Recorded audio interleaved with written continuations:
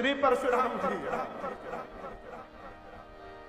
हे भगवान के अवतार है हो, ऐसे नाम नहीं लिया ना जैसे अपन नाती लड़का हो। भगवान के अवतार है, श्री परशुराम जी आने वाले हैं। गोस्वामी जी कहते हैं ते ही अवसर सुनी शिव धनु भंगा, ते ही अवसर सुनी शिव धनु भंगा, आया भगुकुल कमल पतंगा, आया भगुकुल कमल पतंगा, गौर शरीर मूर्ति भल भाजा, गौर शरीर मूर्ति भल भाजा, और भाल विशाल त्रिपुंड विराजा, भाल विशाल त्रिपुंड विराजा, शीश जटा ससे बदन सुहावा, शीश जटा ससे बदन सुहावा, और ऋषभ सकछुक अरुण होई आवा, ऋषभ सकछुक अरुण होई आवा, भृकुटी कुटिला नयन रिसराते, भृकुटी कुटिला नयन रिसराते, सहज निकट मन मोहि साते, सहज निकट मन मोहि साते, सहज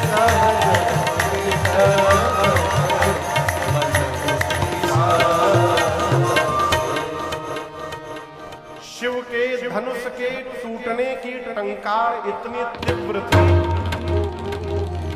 कल आपको सुनाया, गोस्वामी जी लिखते हैं भरे भुवन घोर कठोर रवन विवाद जमाल चले, चिक्का रही निकट डोल रही घोर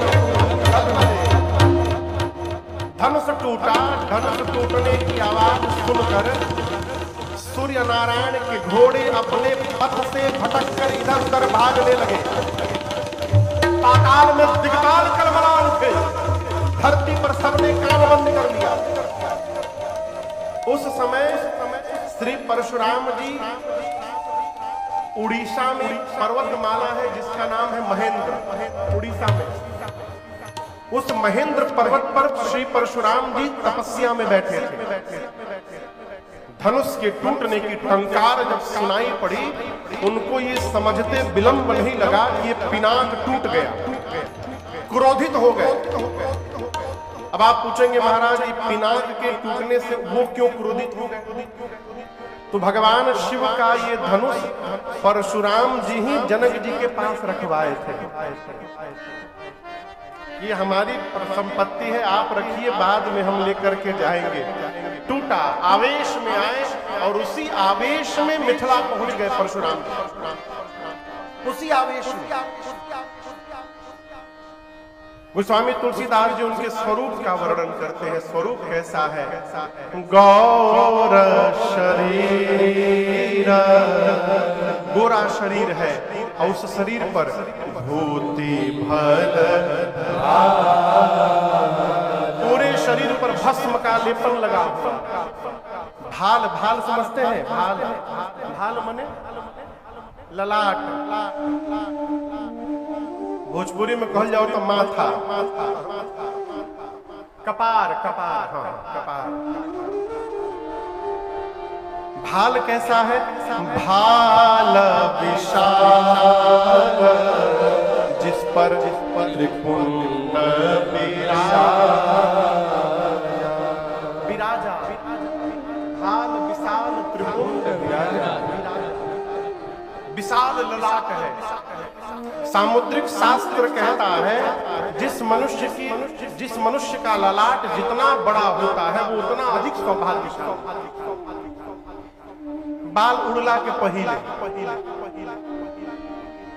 अब हमारे पंडित जी के तहेजा से लेके हेजा ललाटे बापू देखिए, बाल यदि न उड़े और भाल यदि ललाट विशाल है तो ऐसा बाल रखा जाए कि वो ललाट पूरा दिखाई पड़े।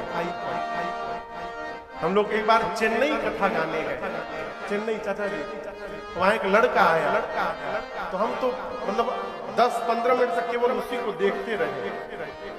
जानते कहे वैसा हम आज तक हेयर स्टाइल नहीं देखे थे। यहां से लेकर इतना पीछे पूरा गायब, चाचा बिचवा में से लेके इसके पीछे जितनी दूर शिखा ये रहती है जिधर, ये पूरा एकदम साफ, हेकरा आगवा हेते हेते बाल, ये आधा से आगे इतना बड़ा बाल, याद है? और हमेशा है ही ना, जब कुछ पूछिए हाँ महाराज बोलिए क्या बात है, फिर 2 मिनट बाद बरवा आगे गिर जाए।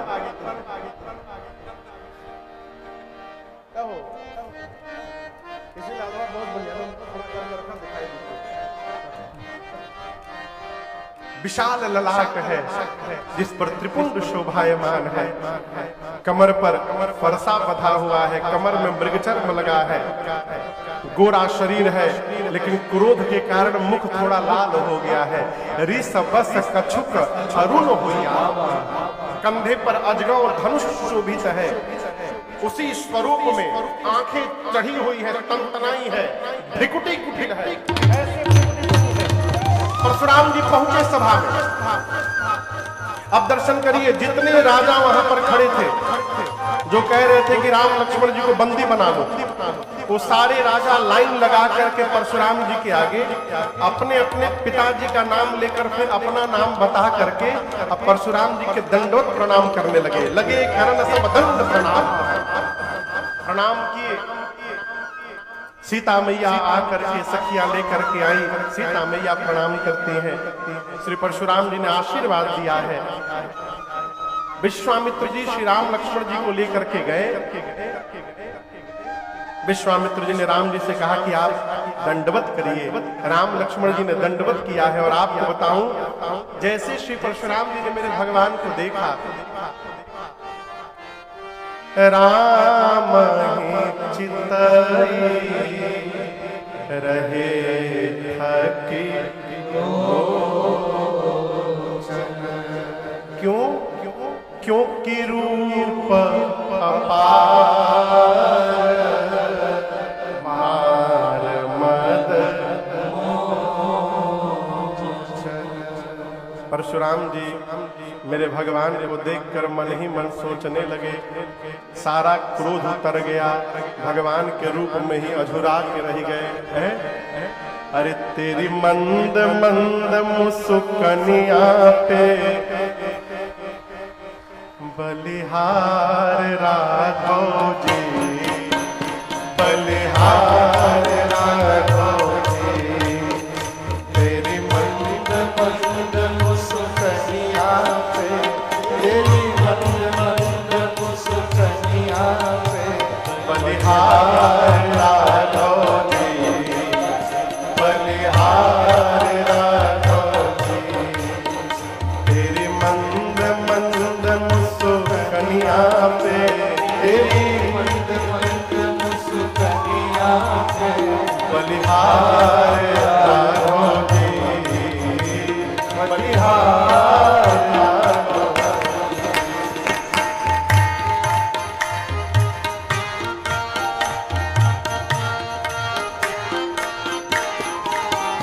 तेरे बाल बड़े घुंघराले, बादल हो काले काले, तेरे बाल बड़े घुंघराले, बादल हो काले काले, तेरे बाल बड़े घुंघराले, बादल हो काले काले, तेरे बाल बड़े